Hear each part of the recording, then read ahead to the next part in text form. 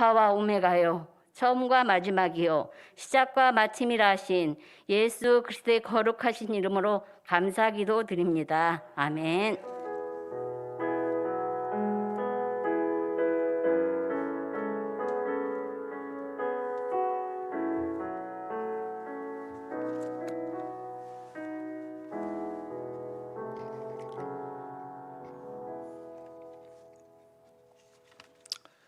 오늘 하나님이 우리에게 주시는 말씀은 예레미야서 22장 20절에서 30절 사이의 말씀입니다.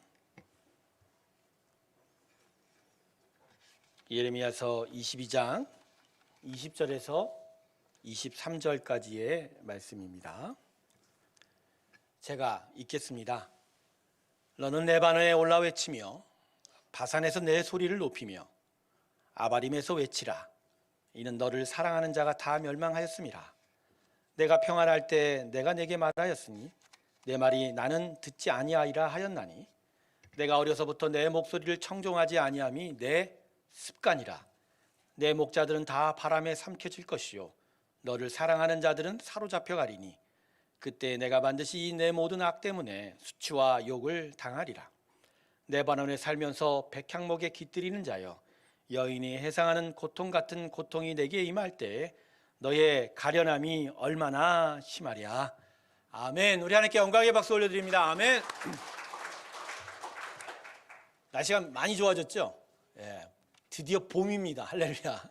네, 이 봄을 선언할 수 있을 것 같아요. 특별히 이번 봄은 우리 모든 새롭게 성도들에게 새 봄이 되길 주님의 이름으로 축원합니다. 예, 매년 맞는 봄이 아니라 어떤 봄이요? 새 봄, 새로운 봄. 이스라엘 백성은요 봄을 맞이하는데 그들의 봄은 사실 그들의 원력으로는 1월이 되거든요. 그래서 6월절이 원래 3월, 4월 사이에 있는데 보통 구약 율법을 보면 집안을 청소를 잘했다고 합니다. 특별히 곳곳마다 있는 그 먼지, 곰팡이, 그걸 누룩이라고 표현하는데 그 누룩을 다 긁어냈다고 하는 거죠. 위생상, 청결상, 또 방역 조치상 누룩을 긁어내야 되는 이유도 있지만 그런 일을 통해서 그렇죠, 자신의 마음에 먼지를 털어내고 새로움으로 하나님께 나아가는 그런 영적 방향에 대해서도 가르쳐주고 있는 것이죠. 여러분 새로운 봄이 되었기 때문에 여러분 마음이 보다 더 정결하게 하나님 앞에 나아가기를 원합니다. 오늘 이 시간 하나님의 귀한 예배 안에서 은혜의 충만함이 있길 주님의 이름으로 축원합니다. 기도하겠습니다. 하나님, 하나님의 말씀이 우리 가운데 오셔서 우리 안에 더욱더 새로움이 있게 하여 주시옵시고 참된 변화 가운데로 나아가는 복된 새로운 교회 성도 되게 하여 주시옵소서. 예수님의 이름으로 기도드립니다. 아멘. 사람이라는 존재가요 가지고 있는 약점이 여럿이 있는데 그 중에 하나가 습관입니다. 습관. 사람은 배운 대로 살지 않는다고 하죠. 아무리 교육 시스템이 좋고 교사가 훌륭해도 사람의 인생이 배운 것대로 쉽게 변하지 않는다고 하는 것이죠. 대신에 사람은 배운 것보단 습관에 갇혀 있는 존재입니다. 편하게 살기 위하여 만들어진 게 습관이죠. 근데 그 스스로 익혀놓은 편하게 살고자 하는 그 방식, 그 습관이 오히려 사람의 삶을 망치는 경우가 대다수인 것 같아요. 휴대폰이 점점 발전하면서 세상 모든 것들이 다 휴대폰 안으로 들어왔죠. 여러분 휴대폰 안으로 은행이 다 들어오고, 그죠? 은행이 다 들어오고, 신용카드도 들어오고, TV도 보고, 책도 보고, 심지어는 성경책도 이 안에 들어. 그 두꺼운 성경이 이 안에 들어오다니 대단하죠, 그죠? 작은 막대 하나에 다 들어가 있으니 뭐 어디서나 눕던, 뭐 서던, 뭐 그죠? 뛰던 이거 하나면 웬간한 다 할 수 있는 그런 시대. 근데요, 그래서 더더욱 성경 읽지를 못하는 것 같아요. 성경이 이 안에 있다고 해서 성경책 잡지도 잘 않으려고 그러고 또 이것을 통해서 성경을 읽으려고 하면 꼭 순간순간마다 카톡이 오고 그죠? 다른 것들이 와갖고 요새 또 선거 광고들이 그렇게 많이 와갖고 성경의 마음을 둘 수가 없게 만든다. 예전을 생각해 봤더니요 그렇더라고요. TV 채널 바꾸려면 어떻게 했죠? 요새 애들은 그거 몰라요. 예전에는요 TV 채널 바꾸려면 TV 앞으로 가서 노타리를 떨컥떨컥 아따 우리 아버지는 어떻게 찾기가 좀 바꾸면 되지. 저 방에서 공부하는 나를 부르는 거야. 형님 MBC 틀어라. 뭐 쫓아가고 그걸 툭툭. 근데 나중에 리모컨이 생기니까 저를 안 부르시더라고요. 아주 제가 그때 편해졌거든요. 앉아갖고 뭐 손으로 탁탁 단추만 누르면 채널이 변경이 되지 않습니까? 근데요, 이게 문제가 하나 생긴 거예요. 무슨 문제예요? 채널에 쉽게 고정을 하지 못하는 거예요. 저도 가끔 텔레비를 보면 제 증상을 제가 봐요. 앉아갖고 버튼만 계속 눌러대고 있는 거야. 계속 눌러대고. 뉴스 보다가 또 싫은 얼굴 나오면 또 다 바꾸고, 드라마 보다 재미없어도 또 바꾸고, 홈쇼핑 가다가 또 바꾸고 또 바꾸고 계속 바꾸고. 한 10분 보는 동안에 제가 채널을 몇 개 볼까요? 50번에서 1번까지 다 검색을 하고 있는 일상에 인데 이게 큰 악영향을 미쳐요. 한 군데에 진득하니 집중을 못하는 거예요. 예전에 우리 믿음의 선배들, 우리 어르신들은 예전에 설교 한번 들으면 보통 1시간, 2시간도 하죠. 어느 유명한 목사님이 부흥회하면 뭐 2시간 넘게 해도 재밌긴 하지만 또 지루하지도 않고 잘 들었거든요. 근데 요새 청년들한테 설교 20분만 넘으면 그죠? 엉덩이에 뿔 나 있는 것 같아요. 막 들썩들썩거리고. 예배 드리는 모습과 설교를 보면, 설교를 대하는 모습을 보면 쉽게 자기 마음을 고정을 시키지 못하는 것 같아요. 여러분, 이처럼 편리함을 얻고자 만든 습관들이요, 사람의 마음을 빼앗아 가는 거예요. 사람의 마음. 한 군데에 정말 중요한 것에 자기의 마음을 정말 집중해서 거기로부터 받는 좋은 가르침이 자신의 삶을 변화시킬 수 있는 영향력이 있어야 되는데, 습관이 사람의 마음을 가두어 버려서 선한 배움의 영향을 못 받게 하고 있다라는 것이죠. 자, 여러분, 그러면 무슨 이유로 이 습관이 우리에게 악한 영향을 이렇게 미칠까요? 여러분, 대부분의 습관들이 어떻게 만들어지죠? 육체의 욕심을 따라 형성되기 때문입니다.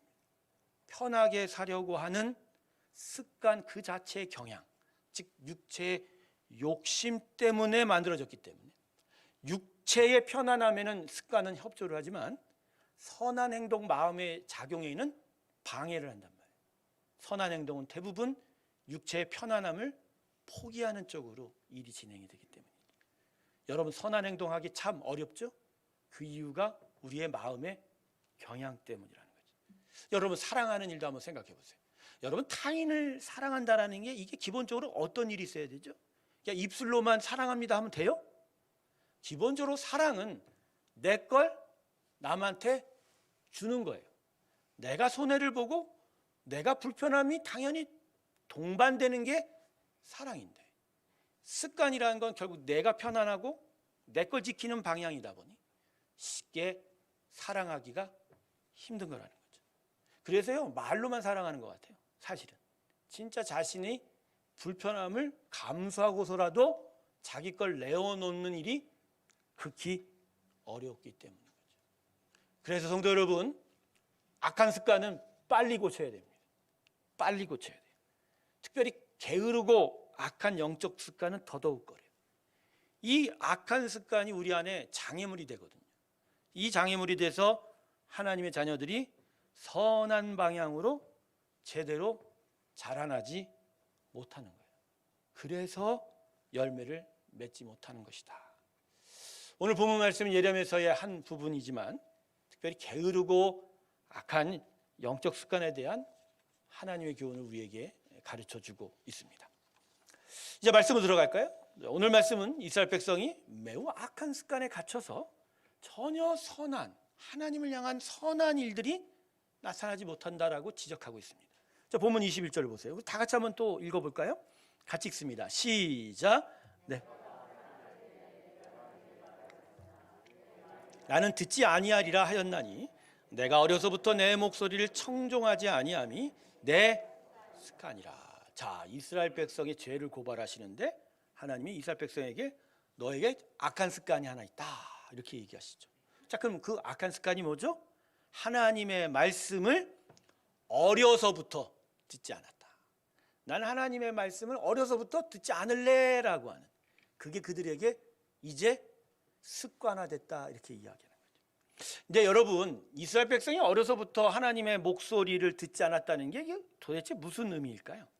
여러분, 이 의미는 말씀에 순종하지 않는 일이 어려서부터 시작이 돼요.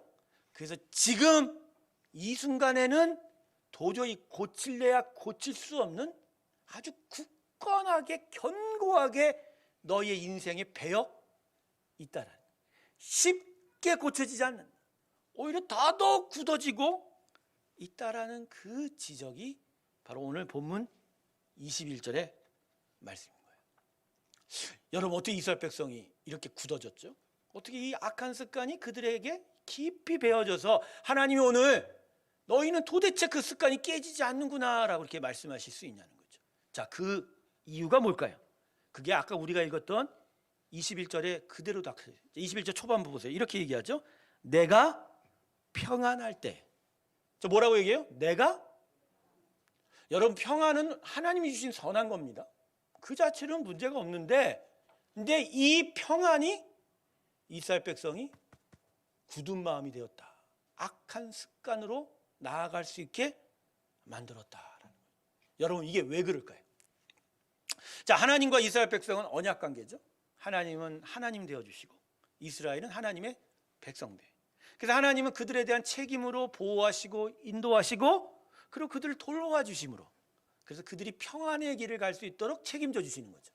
그리고 이스라엘 백성은 그렇게 평안을 주시는 하나님을 향하여 하나님의 뜻대로 온 땅에 하나님의 영광을 드러내는 그 하나님께 순종하는 백성이 되어야 되죠. 그런데 이 이스라엘 백성이 평안은 받으려고 하면서 하나님의 뜻대로 사는 것에 대해서는 마음이 힘든 거예요. 그러니까 하나님이 계속해서 선지자들을 보내고 말씀을 통해서 너희들 이 길로 갔으면 좋겠어, 이렇게 살았으면 좋겠어, 이 길이 맞는 길이야, 계속 얘기하니까 이스라엘 백성에게 하나님의 말씀이 어느 순간 뭐처럼 들리는 거예요? 잔소리가 되는 거예요. 잔소리가 되고 쓴소리가 되기 시작하고, 그게 어느 순간 듣기 시작하고, 그러다 보니까 갑자기 그들의 마음이 어떻게 변해요? 아이, 그냥 평안했으면 됐지? 내가 계속 이 말을 듣고 있어야 돼? 그러면서 나타나는 게 우상 숭배라는 거예요. 하나님은 잔소리 하시지만 우상은 잔소리를 하지 않아요. 말 없는 돌과 나무, 그 조각 앞으로 그들이 몰려가기 시작을 한 거예요. 하나님의 목소리, 그 쓴소리를 듣기 싫어서 그들의 마음의 시선이 다른 곳으로 가기 시작한 거예요. 결국 하나님이 그들을 위해서 복으로 주신 평안이 오히려 그들에겐 독이 된 거예요. 평안하니까 이제 됐는데 왜 하나님 잔소리 하실까? 잔소리 하실까? 근데 이 일이 그들에게 큰 일로 다가온다는 것을 이스라엘 백성이 몰랐던 거예요. 여러분, 하나님과 이스라엘 백성 사이는 부모와 자녀 사이예요.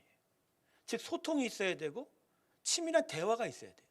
하나님이 말씀하시면 이스라엘 백성도 대답해야 되고, 서로가 묻고 답하고 깊이 관계 맺어야 되는데, 어느 순간 자녀된 이스라엘 백성이 그 소리를 듣지 않으면 그 관계가 유지가 돼요, 안 돼요?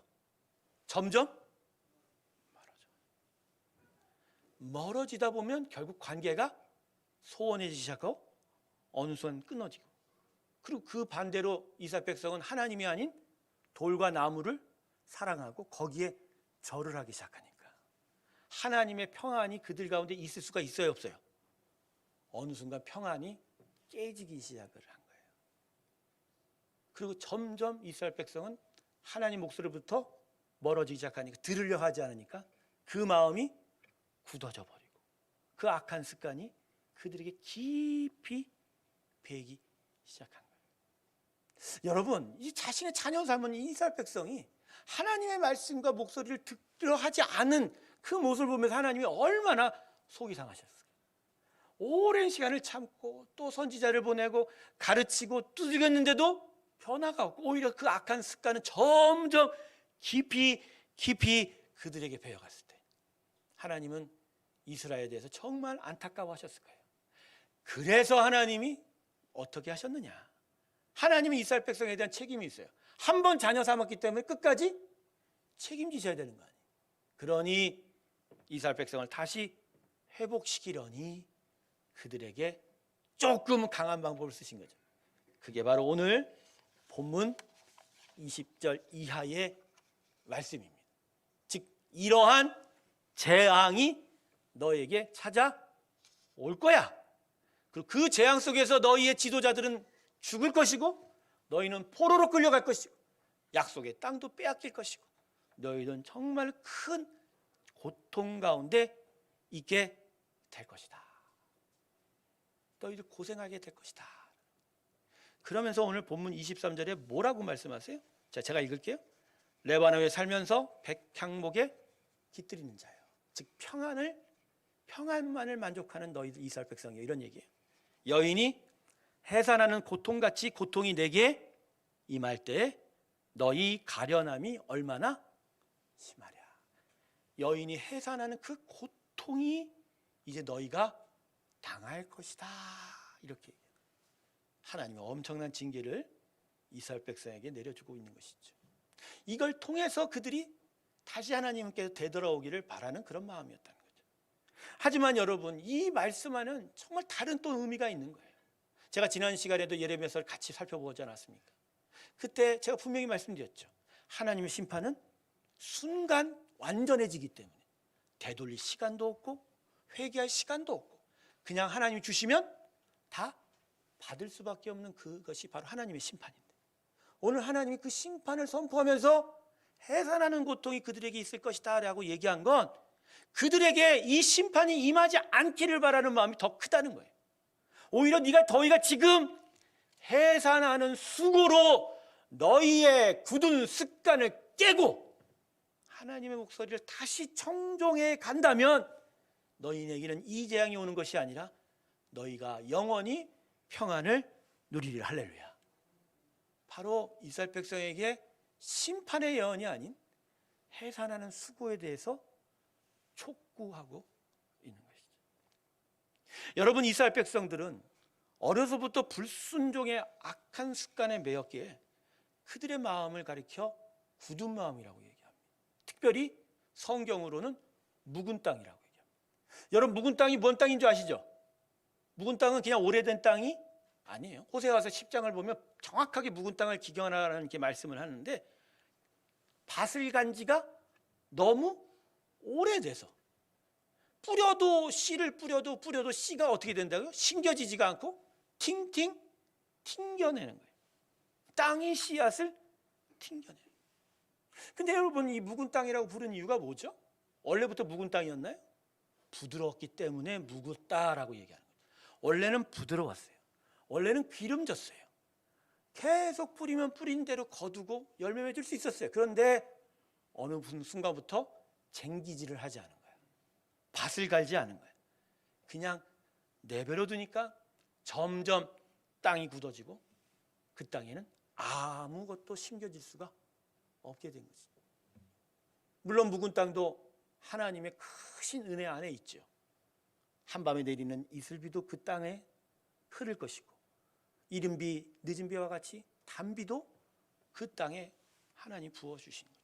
하지만 굳은 땅이라, 묵은 땅이라 물이 비가 와도 흘러 그냥 내려가는 거예요. 그 땅에 들어가지를 않는 거예요. 물이 들어가 부드러워지고, 그래서 그 부드러워진 땅이 쟁기질을 해서 숨겨진 씨앗들을 품어 생명을 내야 되는데 아무것도 할 수가 없는다. 여러분, 그래서 이 묵은 땅에 무엇보다 뭐가 필요하다? 쟁기질이 필요한 거예요. 쟁기를 들여 힘이 들지만 계속 그 땅을 갈아엎어야 비로소 열매 맺는 땅으로 맺어가게 되는 것이죠. 성도 여러분, 악하고 굳은 습관은 쉽게 고쳐지지 않아요. 그래서요, 이 마음에 쟁기질하는 해산의 수고가 필요합니다. 아멘. 오늘 하나님이 이스라엘 백성에게 말한 게 바로 그거였어요. 굳은 마음이 부드러워지려면 쟁기질을 해야 돼요. 마음을 가는 거예요. 그래서 그 단단한 땅에 쟁기가 들어가면서 고통이 있고 수고가 있어도 갈아내야 돼요. 그래서 다시 그 영혼이 쓴소리처럼 들려던 하나님 목소리에 다시 귀를 기울이고 청종하게 되고 그 말씀을 사랑하게 되고, 그래서 다시 하나님의 은혜가 그들의 심령에 흘러 그 심령이 부드러워져 심겨진 모든 것들이 생명을 품어내는 놀라운 성장이 이루어져야 한다는 것이죠. 할렐루야. 성도 여러분, 지금까지는요, 이스라엘 백성에 대한 얘기하셨어요. 너무 긴장하지 마세요. 지금 우리의 마음은 어떤 상태인가요? 굳어 있으세요? 말랑말랑하세요 혹시? 뭐에 나의 마음의 상태를 알 수 있냐고요? 오늘 이 예레미야서의 이 따끔한 말씀을 듣고도 우리 하나님 감사합니다라고 그 말씀 듣기를 좋아하고 있느니, 아니면 아니 왜 이 주일에 목사님은 왜 이런 말씀을 해? 아이고 힘들어 라고 하고 있는지, 하나님의 말씀과 목소리를 청종하기를 지금 내가 어떤 상태로 하고 있는지 말입니다. 혹시 하나님의 목소리를 듣는 것이 힘들어서, 그래서 그것이 잔소리처럼 들려서, 잔소리 들으면 어떻게 돼요? 시선을 돌려버리죠. 다른 곳에 내 마음을 두고 있는 것 같지는 않은지요. 혹시 아내의 그 잔소리가 따가워서 아예 말문을 닫는 그 어리석은 남편과 같이 하나님의 목소리가 너무 싫어서 아예 영혼의 길을 닫아놓고 있는 건 아닌가라는, 외양은 하나님을 향하고 있는 것 같지만 마음의 실상은 점점 하나님으로부터 멀어져 가고 있는 건 아닌가. 우리는 굳은 마음입니까? 묵은 땅인가요? 아니면 여전히 부드러워 하나님 씨앗이 심겨지면 심겨질수록 하나님의 열매를 계속 맺어가고 있느냐라는 것이죠. 사랑하는 새로운 교회 성도 여러분, 해산의 수고가 우리에게 필요합니다. 해산의 수고가 필요한 거예요. 하나님의 자녀들에게는 기본적으로 해산의 수고가 있어야 해요. 타락한 본성이 하나님의 은혜로 새로운 생명의 역사의 시작을 맞이했지만 여전히 옛삶의 그 굳어진 마음들이 다 경작된 건 아니거든요. 그래서 하나님의 백성은 계속하여 그 마음에 쟁기질하는 것이 계속 필요한 거예요. 성령이 결국 우리 안에 들어와서 하시는 일이 뭐죠? 계속 마음을 갈고 경작하고 하나님을 보게 만들고 하나님을 따르게 만들고 하나님과 함께 나아갈 수 있도록 도와주시는 건 아닌가요? 그래서 계속적으로 하나님의 은혜가 우리 안에서 어떻게 역사해요? 우리 마음을 계속 부드럽게 만들어가는 거 아닌가요? 믿음의 삶에는 해산의 수고가 당연한 겁니다. 남의 일이 아니에요. 오히려 세상 사람들은 해산의 수고를 몰라요. 그러나 우리는 해산의 수고가 당연히 있는 것이죠. 여러분, 마태복음 13장에 보면 씨 뿌린 자의 비유가 있죠. 땅이 몇 개가 나오죠? 4개가 나오죠. 먼저는 길가, 두 번째는 돌짝밭, 세 번째는 가시더불, 마지막엔 옥토예요. 그런데 마지막 땅 옥토에만 열매가 맺는다고 그 비유가 끝을 맺고 있어요. 열매가 30배, 60배, 100배로 맺는다. 원래 이 비유는 하나님이 계속하여 은혜를 뿌린다는 거예요. 그래서 뿌려서 결국 그 은혜의 힘으로 30배, 60배, 100배 풍성한 열매를 맺게 된다는 얘기예요. 그런데 옥토에만 그 땅에 열매를 맺는다라는 이 비유는 우리에게 통찰력을 주는 거예요. 그렇구나. 마음에 경작이 있어. 계속 뿌려대시는 은혜가 관통하여 내 안에 심겨질 때에 비로소 열매가 맺혀지는 거예요. 그래서 그 비유는 우리에게 교훈을 주는 겁니다. 우리의 마음이 길가고 가시덤불이고 돌짝밭이면 우리는 어떻게 해야 된다고요? 땅을 갈아 엎어야 돼요. 기경해야 돼요. 아이를 낳는 엄마의 고통처럼 해산의 수고를 들여서라도 땅을 갈게 되면 30배, 60배, 100배의 열매를 가집니다. 할렐루야. 영과 우리의 인생이 자라기 위해서는 마음의 밭에 쟁기질하는 일이 필요한 거예요. 우리 성도 여러분, 해산의 수고에 대해서 다시 한번 생각해 보기를 바랍니다. 육체로 아이를 낳는 그 해산의 수고, 특정한 임산부들이나 여인만이 행하게 되겠지만, 그러나 영적 해산의 수고는 모든 믿는 사람에게 해당이 되고, 그리고 그 수고를 귀찮아하거나 두려워하지 말아야 한다는 것입니다. 아이를 품은 엄마가 해산의 수고가 싫다고 그 해산을 거부한다면 그 아이의 소중한 생명은 어떻게 되겠습니까? 편안한 방식으로는 신앙의 삶이 성립하지 않습니다. 하나님은 우리에게 평안과 평강을 선물로 주셨지 편안함을 주시지는 않는다는 거예요. 편안함 때문에 우리가 망하는 걸 하나님이 과연 지켜보시겠어요? 오히려 편안함이 아닌 아픔이라도 그 안에 평안을 제대로 누릴 수 있다면 우리 하나님은 오히려 해산의 수고와 고통을 허락하신다는 거예요. 그래서 그 영이 진정 잘하고 참된 평안을 얻기만 한다면 하나님은 바로 그러한 믿음의 삶을 우리에게 허락하실 거라는 거예요. 이 말씀을 정리하겠습니다. 만일 우리의 마음이 굳어 있다면 쟁기질이 다시 있으시길 주님의 이름으로 축원합니다. 여러분, 이 쟁기질 혼자 하는 건 아니에요. 성령이 함께 하실 것입니다. 성령님 여러분 가운데 그 어렵고 힘든 마음도 다 아시고 붙드시고 함께 힘을 넣어주셔서 우리의 마음이 부드러워지도록 만들어 주실 거예요. 그래서 그 쓴소리, 그 잔소리로 들리는 그 하나님의 목소리가 점점 좋아지기 시작할 거예요. 하나님 이 목소리가 너무나 꿀송이 같습니다. 이 말씀이 내게 너무나 답니다. 그렇게 하나님을 향하여 더 갈 수 있도록 만들어주는 그 마음의 쟁기질, 그 귀한 일들이 여러분 가운데 있길 주님의 이름으로 축원합니다. 듣기 좋은 말은 웬만하면 멀리하세요. 듣기 좋은 말, 무엇보다 편안함을 추구하는 마음을 멀리하십시오. 예수의 사람은 세상의 말로 사는 게 아니죠, 그죠? 하나님의 말, 목소리가 우리에게 필요한 거기에 성도들 서로가 서로 달콤한 것이 아닌 하나님의 말씀을 나누기를 바랍니다. 그래서 야, 세상에 저 편안한 게 있대, 저 편리함이 있대, 그걸 나누는 게 아니라 그래, 우리 예수가 우리에게 평안함을 줄 거야, 예수께로 가자, 예수님이 우리와 함께 하실 것이다, 이렇게 서로 격려하는 그 귀한 복음의 말들이 여러분 가운데 있길 주님의 이름으로 축원합니다. 마지막으로 참된 평안은 해산의 수고를 통해서 온다는 걸 마지막으로 마음에 기억하십시오. 편리함 가운데 평안이 오지 않습니다. 편안함 가운데는 절대로 평안이 오지 않습니다.